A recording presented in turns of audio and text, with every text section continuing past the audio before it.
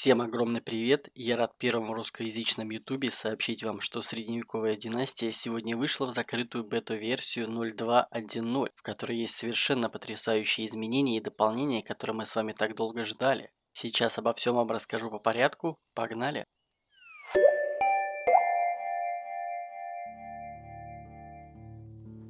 Прежде чем рассказывать вам о тестовой версии игры, я бы хотел совершить небольшой прыжок в прошлое и разобрать все важные обновления, которые уже были введены в игру с первого закрытого тестирования. Таких глобальных обновлений было всего 5 штук. Это версии 0.1.2.4, 0.2.0.1, 0.2.0.2, 0.2.0.3 и специальный патч с локализацией игры.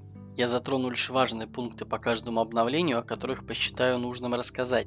Помимо этого, есть огромный список мелких фиксов. Если захотите подробно почитать обо всем, то загляните в описание к видео. Там я оставлю ссылки на патчноуты на русском языке.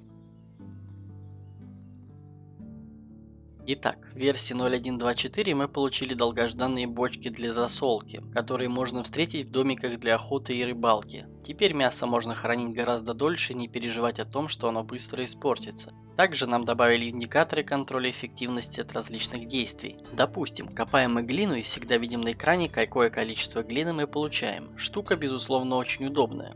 Наконец, в сарае мы смогли наладить производство досок. Это новый материал, использующийся в строительстве, а в основном это крыши зданий.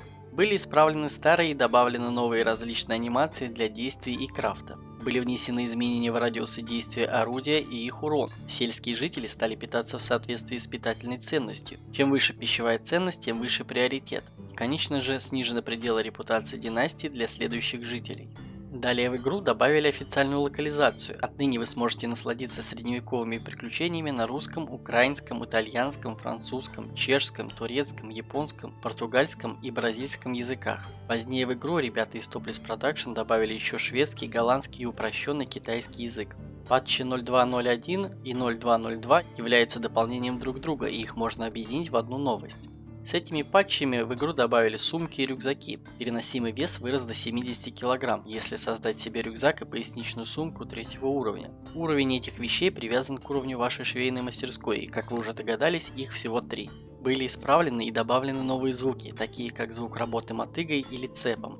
Некоторые параметры настройки игрового режима тоже были исправлены. Кстати, для тех, кто совсем не в курсе дел, сообщаю, что в игре есть новая довольно интересная штука, как параметры для запуска новой игры. Если вы уже прошли игру на сложном уровне и просто хотите наслаждаться игрой повторно, то на старте игры можно сделать, допустим, бессмертного персонажа, которого не будет доставать налогами или личными потребностями, и вы сможете полностью сконцентрироваться на геймплее. Это прекрасно, как по мне. Если вы внимательно следите за ходом моего повествования, то знаете, что еще нас ждет один патч для разбора. Это патч 0.2.0.3, который оказался довольно глобальным. Разработчики активно поработали над звуками окружения. Здесь и новые звуки крафта, и звуки для фермерских работ, ткацкие станки, прялки, процесс пошива одежды, даже ножницы и стрижка овец обзавелись своими звуковыми сопровождениями. Были добавлены индикаторы, показывающие скорость и направление изменения настроения жителей в списке людей на вкладке менеджмента. Это значит, что можно следить за будущими ухудшениями или улучшениями настроения и прогнозировать за счет этого будущие результаты работ наших NPC. Наши болванчики теперь могут жениться. Для этого просто необходимо подселить нужных NPC в один дом и подождать. Кстати, теперь нельзя селить двух NPC одного пола в дом, поэтому будьте внимательны с тем, кого вы вербуете в данный момент времени, если у вас в деревне недостаточное количество свободных домов. Нам также проработали процесс постройки и сноса заборов, который был довольно кривым до этого момента. Скорость повышения настроения теперь зависит от ряда положительных факторов, и это не может не радовать. Была обновлена версия движка Unreal Engine, на котором создается игра, и это довольно сильно улучшило оптимизацию. Это все, что я хотел обсудить про предыдущие обновления, и напоминаю, что список исправлений намного больше, чем я озвучил. Если хотите самостоятельно изучить информацию более подробно, то заходите в описание к видео, все ссылки на патчи вы найдете под данным роликом. А теперь давайте поговорим про последнее обновление. Кстати, если вы желаете получить к нему доступ и самостоятельно опробовать все нововведения одним из первых, то в описании к видео я также оставил инструкцию по подключению к бета-версии.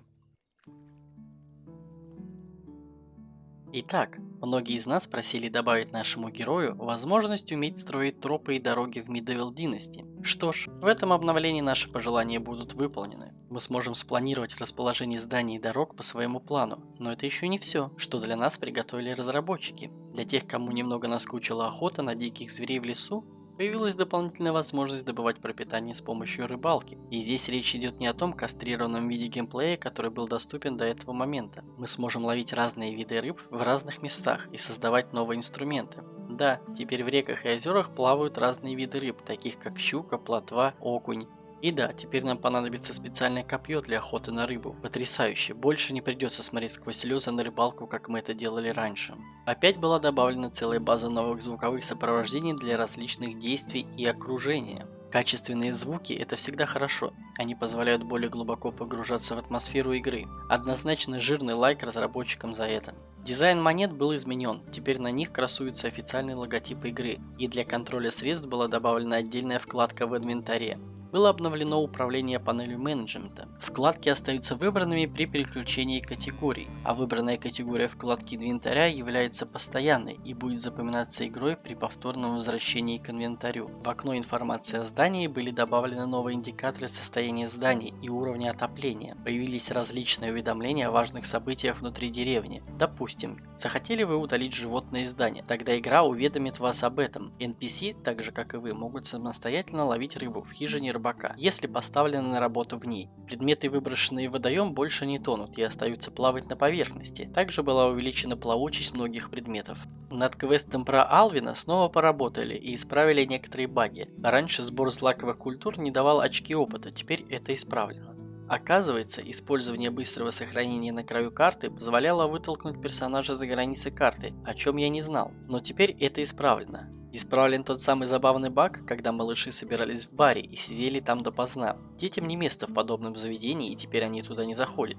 NPC иногда не уходили на работу с утра, теперь это тоже исправлено. Были добавлены различные визуальные эффекты для событий и окна навыков персонажа. Был увеличен шанс создания пары между NPC. Игра была переведена еще на один язык – турецкий.